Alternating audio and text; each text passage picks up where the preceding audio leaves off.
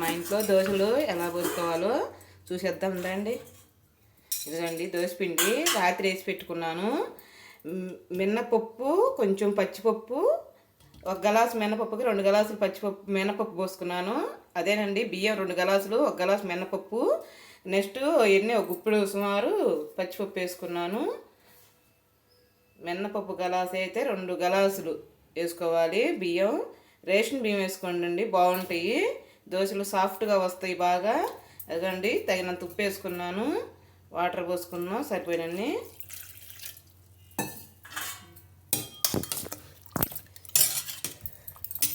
బాగా కలుపుకోవాలి.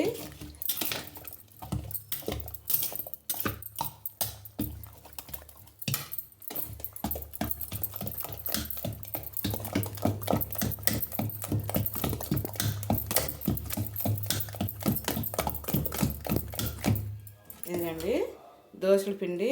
ఇంకొక స్పూన్ నీళ్ళు పడతాయి, ఇంకొకరవా. అదిగో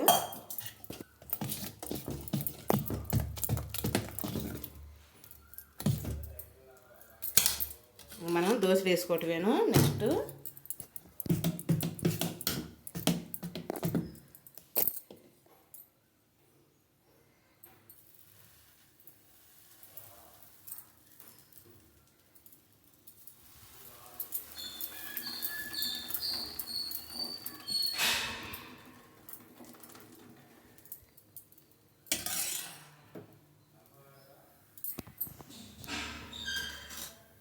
దాని మీద కారపొడి వేసుకుందాం.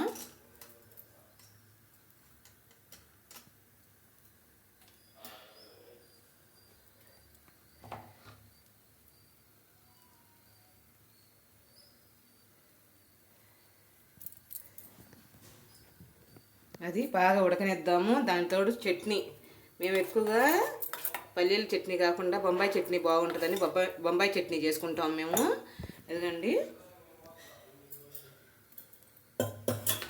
ఈ వీడియో కనుక మీకు నచ్చుంటే ఒక కామెంట్ చేసి ఒక లైక్ చేయరా? ఓకేనండి. మీ ఇంట్లో ఇలా ఏం టిఫినో నాకు కామెంట్ రూపంలో చెప్పరా?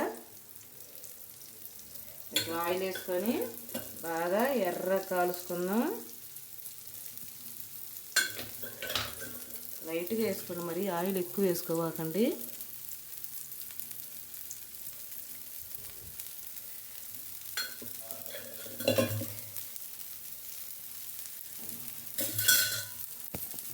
చూడండి దోశ రెడీ అవుతుంది. బాగా మంచి కలర్లోకి వచ్చాక దోశ తిప్పుకోవటమేను.